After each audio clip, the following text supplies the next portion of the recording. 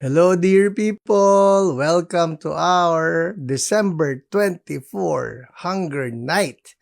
Mamaya po, Noche Buena na.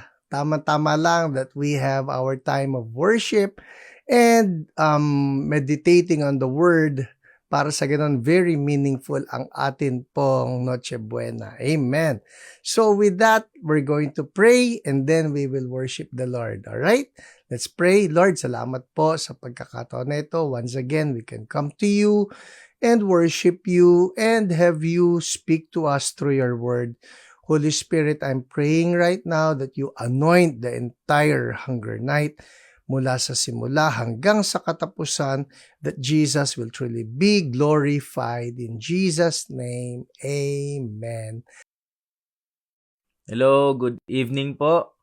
At Merry Christmas sa lahat na nandyan, na nanonood. Merry Christmas po sa inyo. Alam ko po ngayong araw ay Noche Buena. Siguro yung iba habang nakikinig ngayon ay nagpe-prepare para sa Noche Buena. Yung iba katulad namin, malamang ay nauna na nag-dinner. Maaga po kami mag-Noche Buena. Pero ayun po, Merry Christmas sa lahat.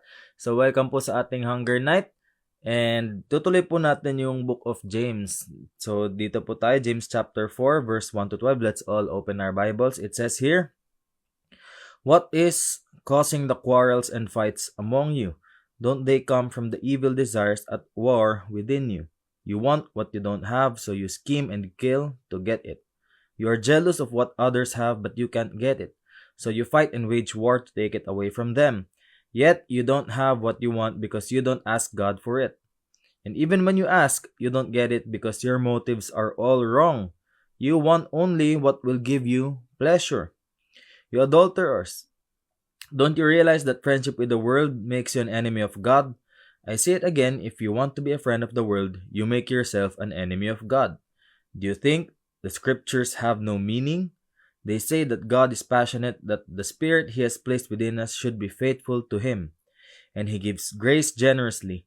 As the scriptures say, God opposes the proud but gives grace to the humble.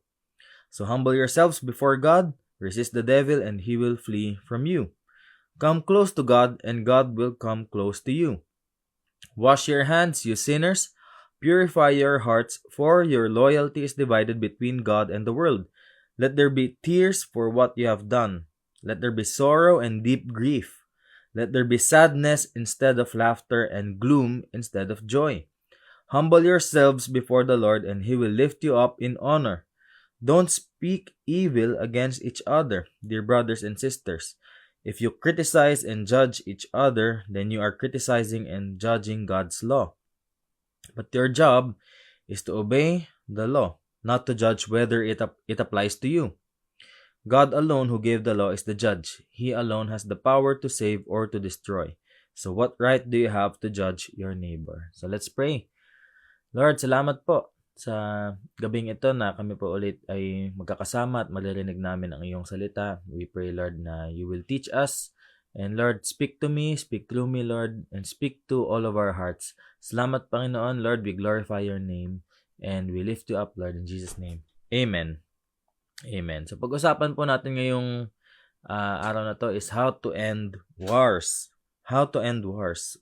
So sa muna nakuha yung title na to, sabi sa James 4:1, 'di ba? What is causing the quarrels and fights among you? Malamang lahat tayo nagkaroon na tayo ng mga quarrel and fight with each other, not just with strangers, pero even sa family mo, sa kapwa mo believer, nagkaroon ka ng disagreement, ng quarrel. And minsan pa kay God na tayo nakikipag-quarrel. So, there are wars sa buhay ng bawat isa sa atin na kailangan natin i-address. So, dito po sa pinag-aaralan natin, meron po tayo nakuhang tatlong klase ng war. Una, we are at war with each other. So, yun nga, what is causing the quarrels and fights among you? So, we are at war with each other. Sa kapwa mo tao, you are at war.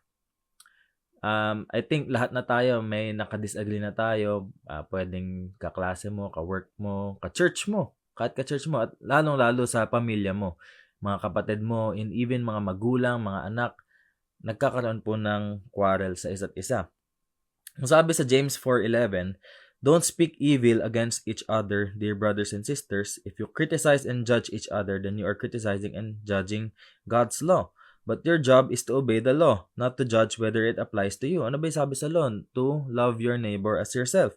Sabi, God alone who gave the law is the judge. He alone has the power to save or to destroy. So what right do you have to judge your neighbor? So tayo po, ang sabi sa Bible, we must not speak evil against each other.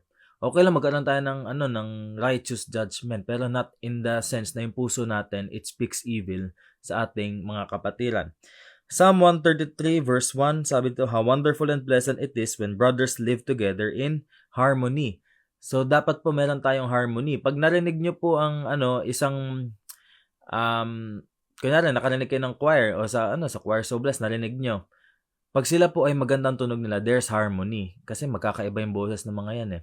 Pero there's harmony, nagkakatugma po sila. Pero kung wala pong harmony, meron tayong discord, o it sounds chaotic. Pag meron po sintonado sa isang choir, ay, mangingibabaw po yan kasi siya po yung wala sa harmony, okay? And ganun din sa mga kumakanta, sa mga backup singers, kailangan po alam nila kung ano yung part nila dito sa grupong to. And it's the same with us. Pag tayo po, we are not living in harmony with each other, mangingibabaw po yan eh. Makikita mo may kaguluhan. Kaya kailangan natin we live together in harmony with other people. So meron po mga away and disagreement sa Bible ng mga sikat such as si Abraham tsaka si Lot. Sila po ay di nagkasundo. So si Lot, alam natin sa siya pumunta, 'di ba? Doon sa Sodom. And meron pa si Absalom and si David. Si Absalom, he betrayed his father David, pinaalis niya sa trono. At meron pa sa mga disciples. Si mga disciples po, they were quarreling with each other. They were asking who's the greatest among them. So meron pa mga disagreements na makikita rin natin sa Bible. And yun nga po, hindi siya nagtatapos sa Bible. Even sa buhay ng bawat isa sa atin. At sinasabi ko, bawat isa. As in, kung sino ka man nanonood, hindi ka po excluded dito. Meron ka pong nakaaway na or nakasagutan or nakadisagreehan. So all of us, we have quarrels sa ating mga buhay na encounter natin. So, ngayon po, merong 4 na klase po ng ang tawag dito, ng war with each other. Una po, class wars. So, class wars. So, James 2 verse 1 sabi, my dear brothers and sisters, how can you claim to have faith in our glorious God, in our glorious Lord Jesus Christ if you favor some people over others? So, sa context po nitong verse na to, it was actually talking about having favor sa mga rich people over the poor people. So, there's a class war na nangyayari. And ito po yung pinakatinutulak ngayon ni Satanas na magkaroon ng division. Not just sa church, pero sa bansa natin at sa buong mundo. Na magkaroon po ng war between the wealthy and the poor and sa skin colors. So, nagkakaroon po ng class wars. And it's not from the Lord. Okay? Pangalawa, employment wars. Sa James 5:4, sabi, for listen, hear the cries of the field workers whom you have cheated of their pay. The cries of those who harvest your fields have reached the ears of the Lord of Heaven's armies. So, meron din employment wars na you feel like you are being treated unfairly by an employer. Or ikaw po ay employer, you feel like ayaw sa inyo ng mga employee nyo. So, nagkakaroon din po ng division dito, nagkakaroon ng alitan, and gusto po ni Satanas yun. And ayaw po ni Lord na magkaroon tayo ng ganun. Okay? Pangatlo, ito yung malungkot, church fights. Church fights. Sabi dito sa James 1:19, understand this, my dear brothers and sisters, you must be all quick to listen, slow to speak, and slow to get angry. Sa church po, dapat ma-practice natin to, that we must be quick to listen, slow to speak, and slow to get angry. Huwag po tayo maging offendable at all times na eto lang, di ka lang napansin o meron lang naging inconvenience sa iyo ay masasaktan ka na. So we must be quick to listen, slow to speak, and slow to get angry. And that's the nature of God, diba? He is slow to anger. He is abounding in love. We must all be abounding in love sa church. Ito pinakalungkot din na even among brothers and sisters of Christ, nagkakaroon po ng mga alitan at division. Pang-apat, sa war with each other ay personal fights. Personal fights. Believers do not speak, sabi sa James 4:11, believers do not speak against or slander one another. He who speaks self-righteously against a brother or judges his brother hypocritically speaks against the law and judges the law. If you judge the law, you are not a doer of the law, but a judge of it. So tayo po, bilang mga tagasunod ni Jesus, we must not slander other people. Meron man tayo may mga kagalit tayo, personal na alitan. Sabi ni Jesus, diba, love your enemies. We must love these people. So, what do? We pray for them, we bless them. So, we must pray for these people, we must bless these people. So, we must not speak against them or slander them.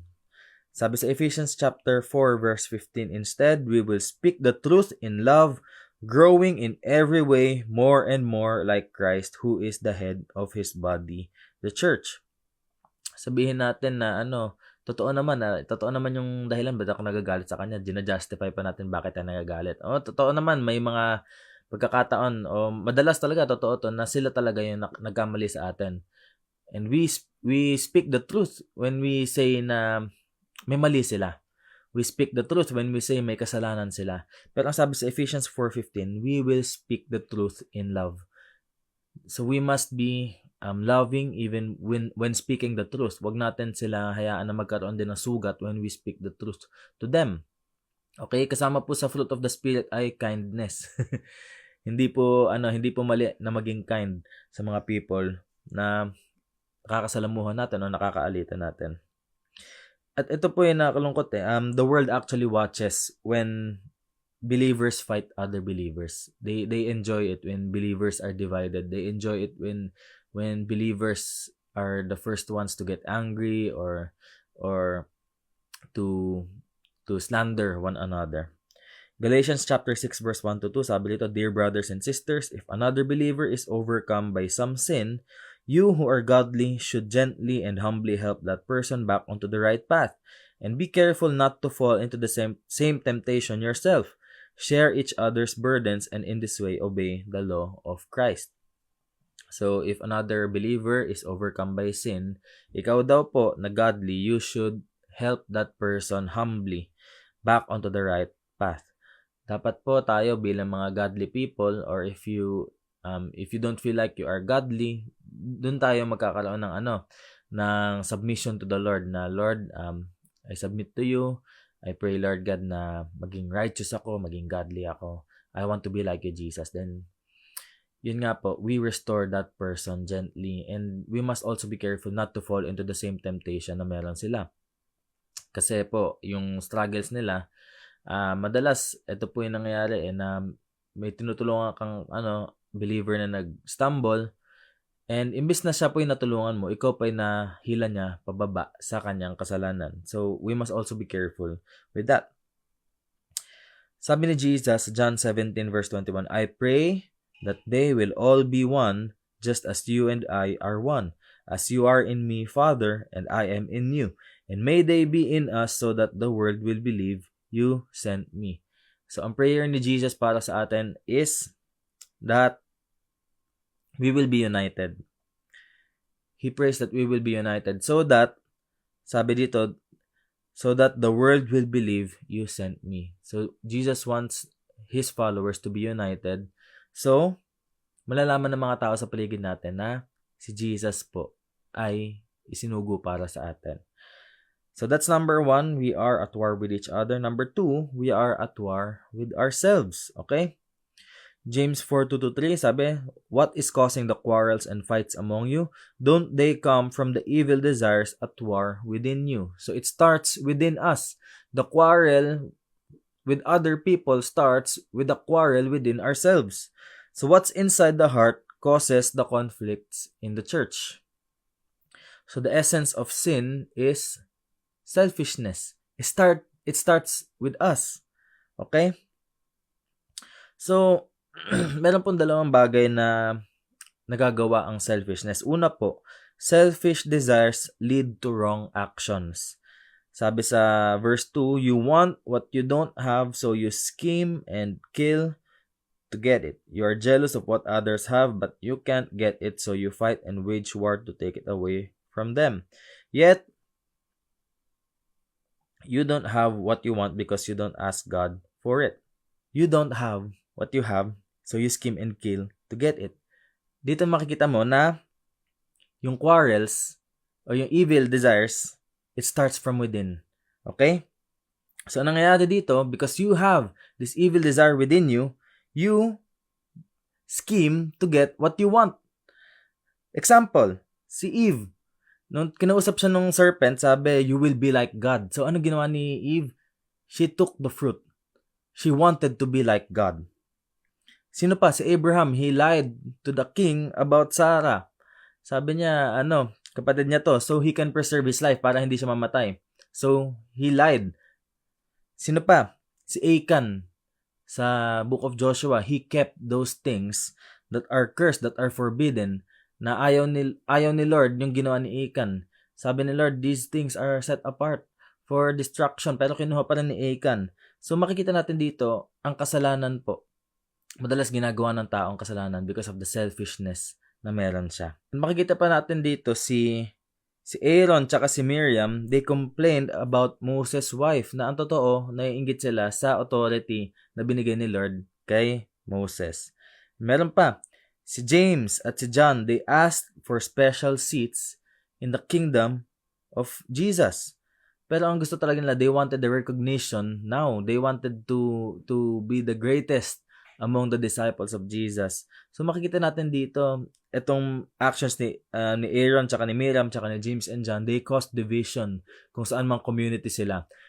It caused division sa mga Israelites, tapos kay James and John, it caused division or arguments among the apostles, among the disciples of Jesus. So these examples, they caused division among the people, and it started with selfishness. So yun po una, selfish desires lead to wrong actions. Pangalawa, selfish desires lead to wrong prayer. So una, it leads to wrong actions. Pangalawa, it leads to wrong prayer. Sabi dito, even when you ask, you don't get it because your motives are all wrong. You want only what will give you pleasure.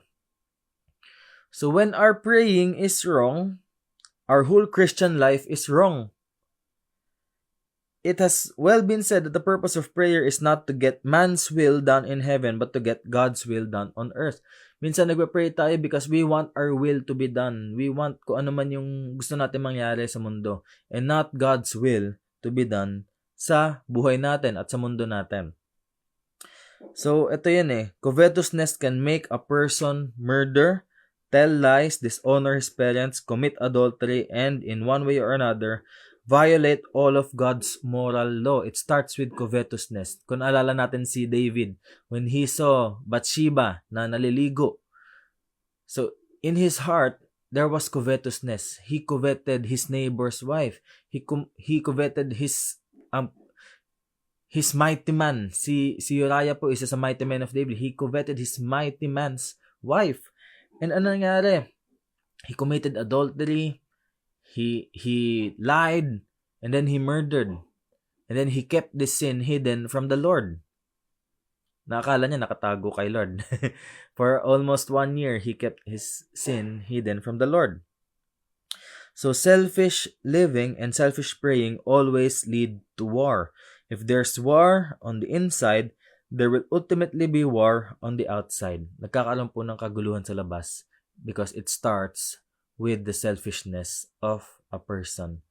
Yung mga taong kurakot sa gobyerno natin, akala nila, yun nga, nakaka-benefit sila syempre. Nakaka-benefit sila. Nakuha nila yung kailangan nila. At hindi lang mga kailangan nila, yung mga gusto rin nila na luho na lang. Akala nila it's harmless, pero ang totoo, what they don't realize is that sa pagkuha nila ng mga bagay na to, sa pagnakaw nila sa kaban ng bayan, na umaasenso sila, hindi nila alam, ay naghihirap po ang buong bansa. And actually, corruption does not start with the government. It starts with a simple pag-cheat sa school exam. Sa assignment pa lang, nangongopya ka. Sa seatwork, nangongopya ka. Corruption starts there. So, it starts within us. Sa atin po nagsisimula ang kaguluhan ng paligid. It starts with our selfishness. Okay? Hindi po natin dapat tingnan agad yung sa kapatid natin. Sabi nga ni Jesus, tingnan mo muna yung troso sa sarili mo mata bago mo i-point out yung speck na nandun sa mata ng kapatid mo. Dapat tingnan mo muna yung sarili mo. Is there any selfishness in me na kailangan ipaalis ko kay Lord? Okay, so that's number 2. We are at war with ourselves. And finally, number 3, we are at war with God. We are at war with God. So, the root cause of every war is rebellion against God. So, bakit ba nagkakaroon tayo ng selfishness? Because we are at war with God. We have this rebellious tendency against our Lord. So, ito po yun How does a believer declare war with God? By befriending God's enemies. Kasi iniisip mo, naniniwala mo na kay Jesus, paano kung ginagera si Jesus? Paano kung friend mo yung mga kaaway ni Lord? So, una po, the world. The world is God's enemy. And not in the sense na the physical world or the world na kinikilusan natin na kinagagalawan natin.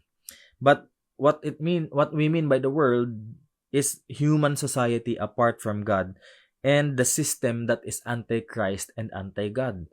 Kung mapapansin niyo sa mundong kinakikilusan natin ngayon, hindi po sikat na opinion na maging conservative ka na maniwala ka kay Jesus, na maniwala ka sa design ni Lord for the family, sa design ni Lord for marriage and sex.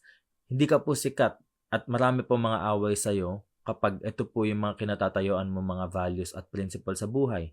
So the world we live in is an anti-Christ and anti-God world. And nakakalungkot po, sa church minsan pumapasok din itong sistema na to na because we want to cater to the world so much, ang sinasaktan natin ay yung puso ni Lord. Na nagiging okay ang kasalanan just so the people around us will feel na they are accepted, na their lifestyle is being affirmed. So, ang nangyayari, sinasacrifice natin yung relationship natin kay Lord so that we can cater to the world. Sabi sa James chapter 4 verse 4, "You adulterers, don't you realize that friendship with the world makes you an enemy of God? I say it again, if you want to be a friend of the world, you make yourself an enemy of God." So, ang sabi ni James dito, you are adulterers when you are friends with the world. How so? Kasi sa Romans 7:4, we have been united with Christ. Ibig sabihin, we have been married to Jesus. But if we love the world more than we love Jesus, then we are committing adultery to the world. Anong nangyari? Si Jesus po, yung tinatalikuran natin for the world. So we become adulterers in the spiritual sense when we love the world more than we love the Lord. Romans 12 verse 2, sabi nito, "Don't copy the behavior and customs of this world, but let God transform you into a new person by changing the way you think. Then you will learn to know God's will for you, which is good and pleasing and perfect." So we must not copy the behavior and customs of this world. Sabihin nyo nga, transformed. So we must be transformed. Yung mga puso natin, mga isipan natin, it must be transformed. Na yung dating masaya kang ginagawang kasalanan, ngayon po hindi na nakakatuwa sa'yo dahil alam mong hindi ito nakakalugod kay Lord, hindi mo na ito gusto.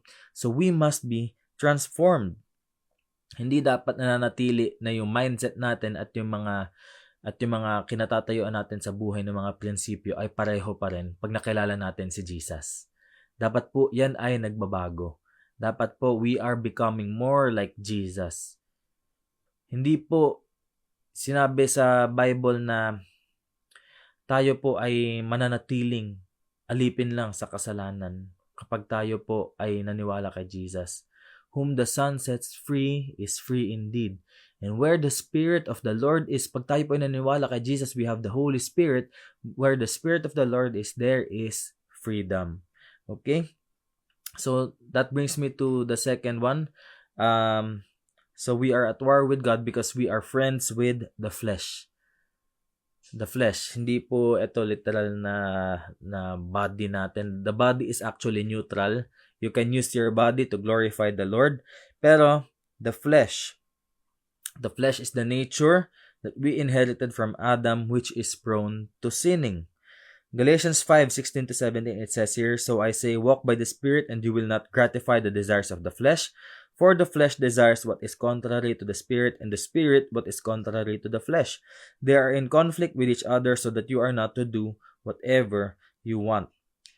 So tayo po, bilang mga followers of Jesus, we are called to live by the Spirit, and we will not desire the desires of the flesh. Ano ba yung desires of the flesh? Yun po yung mga kasalanan at yung mga dating ini-enjoy natin, not just the sins, but the addictions, the things that keep you in bondage. These things are of the flesh. So anong gagawin natin? We live by the Spirit, and when we are filled with the Spirit, when we walk with the Spirit, He fills us up. And when we are filled with the Spirit, ang sabi, the fruit of the Spirit is love, joy, peace, patience, kindness, goodness, faithfulness, gentleness, and self-control. So masabi mo, meron naman ako ng mga bagay na to eh. Pero ang qualifier dito is the part na yung goodness. Ano yung good? What is good in the sight of God? So makikita mo, you have the fruit of the Spirit when you exhibit these 9 traits sa buhay mo. So there's love, joy, peace, patience, kindness, goodness. There's goodness. So God is good all the time, and all the time God is good. Hindi po si Lord defined ng what is good by the world standards. Si Lord, He is good, and He's the one who defines what's good and what's not good. Amen? So living for the flesh means grieving the Holy Spirit of God who lives in us. Sabi sa James 4:5, "Or do you think Scripture says without reason that the Spirit He caused to live in us longs jealously?" So the Holy Spirit, ang karibal niya sa ating mga buhay ay yung ating flesh o yung ating fleshly nature. So when we live for the flesh, it means we grieve the Holy Spirit. At pangatlo po, na kalaban ni Lord na minsan kinakaibigan natin, the devil. James chapter 4 verse 6-7 says here, "But He gives us more grace. That is why Scripture says, God opposes the proud but shows favor to the humble. Submit yourselves then to God, resist the devil, and he will flee from you." Okay, so si Satanas po ang kaaway ni Lord, at minsan kinakaibigan natin whenever we sin, whenever we become proud. Okay? Kung titingnan natin sa verse 6, diba? God opposes the proud but shows favor to the humble. We know that the first sin ever recorded is the sin of pride, at nangyari po ito kay Satanas. So the world is in conflict. Yung world, it's in conflict with the Father. Yung flesh naman, it fights against the Holy Spirit. And the devil, he opposes the Son of God. Pride is Satan's greatest sin, and it's one of his chief weapons in his warfare against the saints and the Savior. So God wants us to be humble, and Satan wants us to be proud. So whenever we take pride in ourselves, in our works, ay gusto po ni Satan yan. He likes inflating our egos.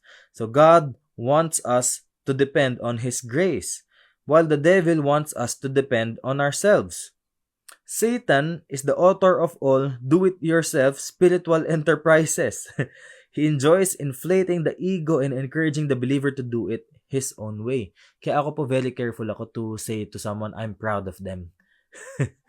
It's like saying na I've had something to do with that person's success.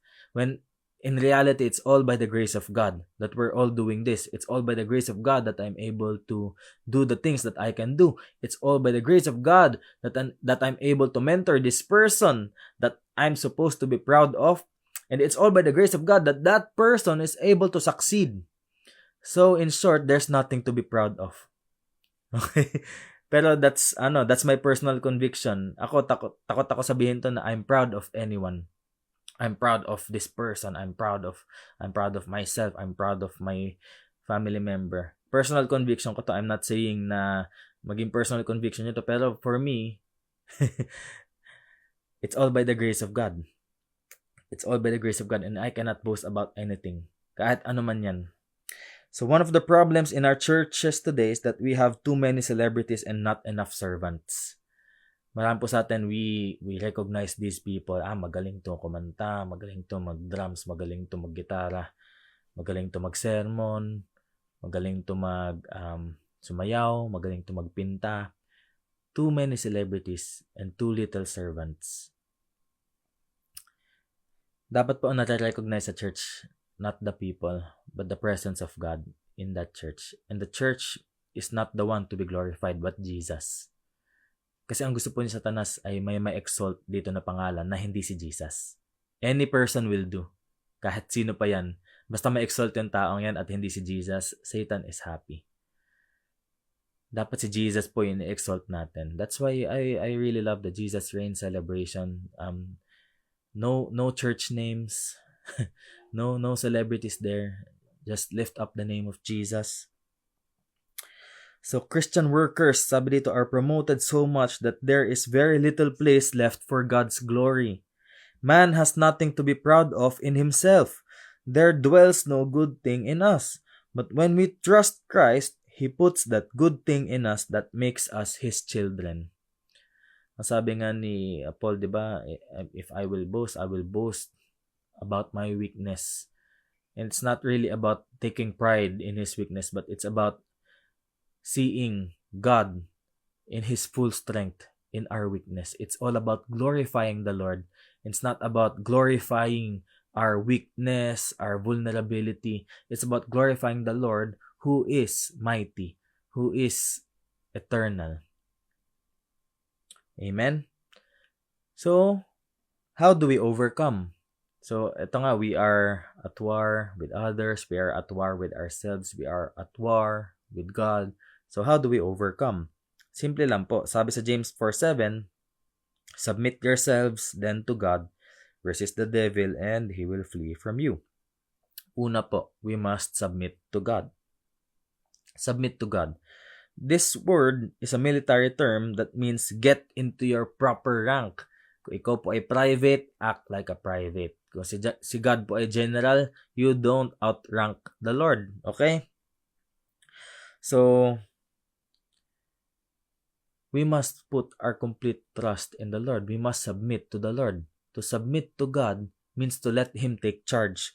Unconditional surrender is the only way to complete victory. So when we are fully surrendered to the Lord, there is the assurance of complete victory. Ephesians chapter 4, verse 27, sabi dito, do not give the devil a foothold. So the way to resist the devil is to submit to God. So, yun ang una pong gagawin natin. If we want to overcome these wars, first we must submit to the Lord. Pangalawa, we must draw near to God. Draw near to God. So, how do we draw near to God? Sabi dito, by confessing our sins and asking for His cleansing. We must confess our sins. We must ask for His cleansing. James 4:8, come close to God and God will come close to you. Wash your hands, you sinners. Purify your hearts, for your loyalty is divided between God and the world. So we must ask God to purify us. We must draw near to God. And when we draw near to God, we become more like Him. Sabi ni A.W. Tozer, nearness is likeness. So ang sabi naman ni Wiersbe, the more we are like God, the nearer we are to God. So, it takes being like God to get near to God, So, masasabi mo sa buhay mo ngayon na kahawig mo si Lord sa iyong kinikilos. So, sabi dito, may example po na binigay dito si Wiersbe. I may be sitting in my living room with my Siamese cat on my lap. Okay, may pusa siya. And my wife may be 20 feet away in the kitchen. Yet I am nearer to my wife than to the cat because the cat is unlike me. We have very little in common. You can relate more to the people, to the humans, to the humans in your house than to your dog. Kasi yung dog po, hindi mo katulad yan. You don't speak its language, you don't eat its food, and ikaw nakadamit yung dog mo hindi. Unless nakadamit yung dog mo, pero ganun pa rin, hindi mo pa rin siya katulad. So, it's like our relationship with the Lord. We become more near to God's heart when we are more like Him. So God graciously draws near to us when we deal with the sin in our lives that keeps Him at a distance. So when the sin in our lives keeps the Lord at a distance, yun po yung dapat inaalis natin. So we become more like Him. Amen? At pangatlo po, how do we overcome? Number 3, we humble ourselves before the Lord. Humble yourselves before God. James 4:9-10. Let there be tears for what you have done. Let there be sorrow and deep grief. Let there be sadness instead of laughter and gloom instead of joy. Humble yourselves before the Lord and He will lift you up in honor. Noong una po, binabasa ko to nung maliit ako Bakit gusto ni Lord malungkot ako? Bakit gusto ni Lord meron akong sorrow, deep grief, sadness, gloom? Akala ko ba the joy of the Lord is my strength?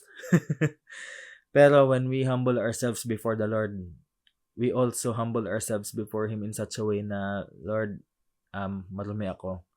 Linisin mo po ako.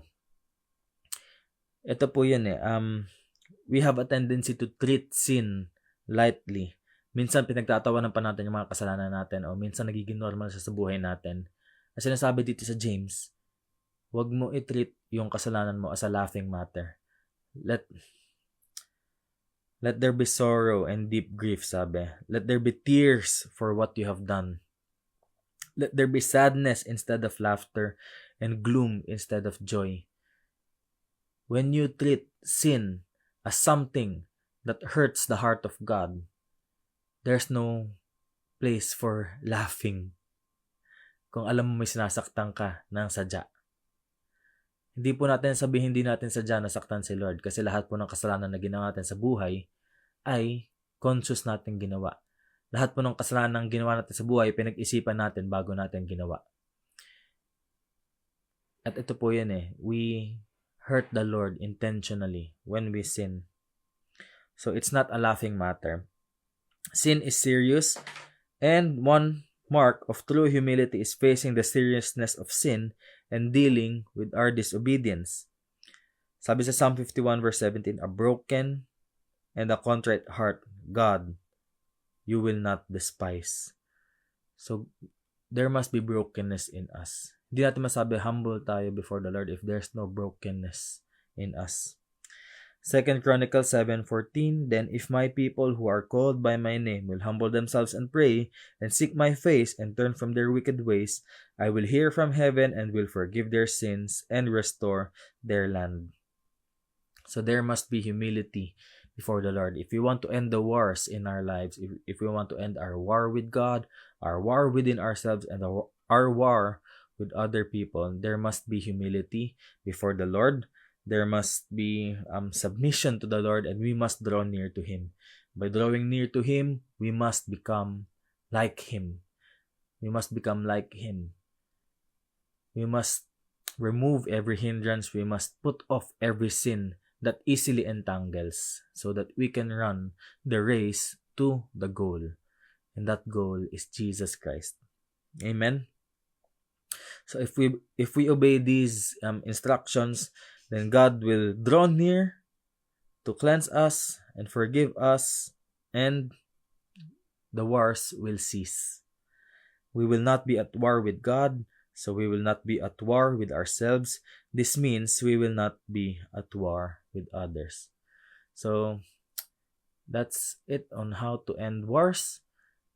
We must humble ourselves before the Lord. We must draw near to Him. We must submit to the Lord. Dapat po we have this humble attitude to be in the presence of God. So let's pray. Lord, salamat po sa napakinggan namin ngayon na lesson on how to end wars. Salamat po, Lord, kasi your presence, Lord God, is fully accessible sa bawat isa sa amin, Lord. We can just come before you, Lord. We can just submit to you, Lord. We just let you be Lord in our lives, and we humble ourselves before you, God. Lord, we just say, Lord God, na ikaw po yung maging hari sa aming mga buhay. And Lord, we just draw near to you, Lord. Lord, we pray that you will cleanse us, Lord, of all our sins, lahat po ng kasalanan ginawa namin, Lord, na alam namin, Lord, ginawa namin to with our full knowledge, na ito po ay masaya naming ginawa, at ito nga po ay nakakasakit sa iyo, Lord. So we pray, Lord, linisin mo po kami, so that we will be like you, so that we can draw near to you, Lord. Salamat po, Lord, and I pray for each and every one of us, Lord God, na this Christmas season, Lord God, let there be forgiveness, let there be reconciliation between family members and churchmates, Lord. We pray, Lord, na wala po mananatili sa amin na matigas ang puso, Lord, para po hindi magpatawad ng mga tao sa paligid namin. Because, Lord God, ikaw po ay nagpatawad sa amin no matter what sin we have done. So, Lord, kami lang po ay magpapatawad katulad mo. Pero, Lord, hindi ibig sabihin nagpatawad kami, Lord God, ay hayaan din namin na kami po ay maabuso, Lord. Lord, give us wisdom and discernment, Lord. Even as we forgive these people, Lord God, magkaroon din kami ng wisdom, Lord God, on how we will deal with them, on how, Lord God, you want us to deal with them, Lord. Salamat po, Panginoon. Lord, we give the glory and honor in Jesus' name. Amen. Amen. Ayun po, Merry Christmas po. And happy Noche Buena po sa bawat isa sa atin. God bless you. And tayo po ay magkakaroon din ng prayer time ngayong gabi ito.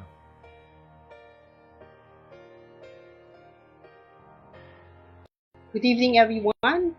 So for tonight, we have 4 prayer items. The first prayer item is that we will experience Christmas spirit. Of course, let there be love. John 3:16, for God so loved the world that He gave His only begotten Son, that whosoever believes in Him shall not perish but will have everlasting life. And that is the true essence of Christmas. We know that God so loved the world that He gave Jesus to us. So we will be praying for that. And of course, we will also pray that there will be joy, peace, and hope.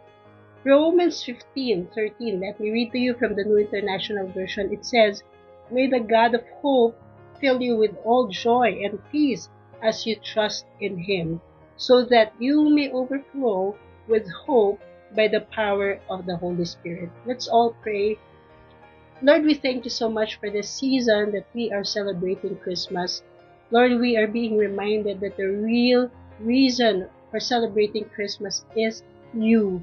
Thank you, God, for loving us so much that you gave your only begotten Son, Jesus, to save us from our sins. Lord, right now we celebrate your love in our lives. And I pray with this season, Lord, that all the more we will experience your love. Lord, I pray for every one of us, God, that this season, Lord, we would experience your everlasting love, your eternal love, especially for children, Lord, that they would also know, Lord, the real message of Christmas.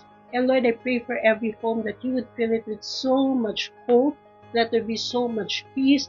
Let there be so much joy in the Holy Ghost. Lord, whatever the enemy is trying to do, Lord, stealing the message, the real message of Christmas, right now I declare, Lord, that the message of Christmas will never be stolen in Jesus' name. I declare, oh God, that this season, Lord, all the more your light will shine, Lord, and we will experience you. In Jesus' name, amen. Amen. And now we will go to the second prayer item. We will be praying for those who are having a hard time, especially this Christmas season. So kasama po dyan, ipapag-pray natin yung mga nagsasuffer, those who are lonely, and we will also be praying for those who are far away from their loved ones or celebrating this Christmas very far from their families or loved ones. And we will also be praying for the persecuted. Let me read to you 2 Corinthians 1, 3-4. It says, Praise be to the God and Father of our Lord Jesus Christ, the Father of compassion and the God of all comfort, who comforts us in all our trouble so that we can comfort those in any trouble with the comfort we ourselves receive from God. Let's pray. Lord, right now we come before you and we lift up to you, Lord, those who are having hard times, Lord, in this season. Lord, we know it's Merry Christmas. We want this Christmas to be merry. But Lord, we also acknowledge, Lord, that there are some who are suffering, and right now we are lifting them up to you, Lord. Lord, we are praying right now for the widows. We are praying for the sick people. We are praying, Lord, for those who have lost loved ones, Lord, this year. Lord, we are praying for those, Lord, who are going through pain or heartaches. Lord, that you would remind them of your very presence, O God, that they would experience you, Lord, that they would experience your touch, that they would experience your love in Jesus' name. And Lord, we also pray for those who are far away from their loved ones. Lord, we know they want to celebrate Christmas with their loved ones, but Lord, for some reasons, Lord, they could not. We lift up to you, Lord, the first responders. We also pray for healthcare workers, Lord, or those, Lord, maybe OFWs who are working abroad, Lord, to sustain their families. Lord, I pray that this time, Lord, even though they're far from each other, I pray, Lord, that you be the one to uphold their whole family, oh God. Lord, I also pray for the persecuted, Lord. Lord, those who are facing oppressions, even this season, I pray that you would allow them to stand firm in their faith in Jesus' name. Lord, that they would experience you, Lord, that you would strengthen their faith, that, Lord, they will be able to stand, Lord, any attacks of the enemy. I declare, Lord, your divine protection, Lord, even for our persecuted brothers and sisters around the world. In Jesus' name, amen, amen. And now we will move on to our third prayer item. We will be praying for our pastors, CSB pastors, leaders, members, and of course, attendees. Let me read to you 3 John 1:2. It says here, Dear friends, I pray that you may enjoy good health. We really need to pray for good health for our ministers. And it says here, and that all may go well with you, even as your soul is getting along well. So we will be praying generally for health of people, not only physical, but in all aspects. So right now, let's pray. Lord, right now we come before you, Lord, and we acknowledge our lives, our bodies are from you. So Lord, right now I pray for CSB pastors, for all ministers, for all leaders, for all members and attendees, Lord. I declare good health in Jesus' name. Lord, whatever the enemy is trying to do, Lord, to steal that good health from us, Lord, right now we are breaking it in Jesus' name, and we are saying, Lord, that no weapon formed against us shall prosper in Jesus' name. Lord, we lift up to you Pastor Hiram and his family. Lord, that you would cover them with your blood, that they will all be healthy in Jesus' name. And for the rest of CSB pastors, Lord, all around the world, I pray, Lord, that you would keep our health, Lord, in Jesus' name. Lord, not only physically, but I also pray, Lord, emotional and more so spiritual, Lord. Lord, that you would keep our fire burning for you in Jesus' name. And Lord, I pray for all pastors, leaders, oh God, that all the more our love for you would just go deeper and deeper. And Lord, right now I also pray for all attendees and members that you would cover each one with your blood. Lord, we are declaring war. We are waging war against the enemy in Jesus' name. I declare your protection upon all members and attendees in Jesus' name. Lord, that their love for you would be so strong, that your love for you would just be so ignited, Lord. That fire will be ignited in their hearts in Jesus' name. Thank you, Lord. Thank you, Lord. And now we will also be praying for our youth camp. We know that this coming December 27 to 30, they will be having a youth camp at IIRR. That's in Silang Cavite. So let's cover them in prayer. Let me read to you Jeremiah 1, 5 to 7, it says here, before I formed you in the womb, I knew you. Before you were born, I set you apart. I appointed you as a prophet to the nations. So we will be declaring this to our young people, that even in their young age, they would experience Jesus, that they would have this encounter with the Lord, and that the Lord would set them apart for a very specific purpose. 1 Timothy 4:12, it says, don't let anyone look down on you because you are young, but set an example for the believers in speech, in conduct, in love, in faith, and in purity. And we will be declaring that for our young people. Let's all pray. Lord, right now we thank you for our young people. And Lord, right now we are lifting them up to you, oh God. They will be having their youth camp this coming December 27 to 30. Lord, we declare that they are covered by the blood of Jesus. Lord, I declare that the young people will have fresh encounter with you in Jesus' name. Lord, that you would touch their hearts, that you would touch their lives in Jesus' name. And Lord, they would experience you in a very personal way. Lord, I pray that there would be deep conviction. Let there be holy repentance, and let there be transformation of lives. And we are declaring that this youth camp, Lord, there will be true revival in their hearts, Lord. And that revival will be seen, Lord, in families, in the church, Lord, and even in schools, in the mighty name of Jesus. Lord, right now we lift up to you our youth leaders, that you would grant them wisdom, knowledge, everything that they need, Lord. We lift up to you, Pastor Fini, sila Pastor Ian, at kasama po, Lord, lahat ng mga youth leaders po namin. Lord, we declare also your protection upon them. I declare that you would fill them, that they would overflow with so much love for you, and that they will minister out of this overflow. So, Lord, right now we lift up to you the whole youth camp, Lord. We declare in the mighty name of Jesus that it will be a victorious camp. Lord, even the venue, Lord, we are preparing. Let everything run well. Let everything be smooth, Lord. We also lift up to you the speakers. We pray for your anointing upon all speakers, Lord, that your words would come alive, that your words would be so powerful and effective, oh God. And I declare change lives, Lord. Lord, we are expecting fresh move from you, God. And Lord, we are declaring that this youth camp will bring glory to your name. In Jesus' name, amen. Amen. Thank you so much for praying with us. Thank you for joining us. And have a good night. God bless you. Merry Christmas. Well, that's it for us tonight. Masaganang Noche Buena for all of us. Wag po tayo masyado magpapakabusog para sa ganon maganda ang tulog natin. And also, don't forget, tomorrow morning, 10 a.m., we are going to have our Christmas service. Isa lang po ang service tomorrow. Walang 9, walang 11. It's 10 a.m. At sama-sama po tayong magsamba sa ating Christmas service sa Prime Hotel. See you there! Merry Christmas!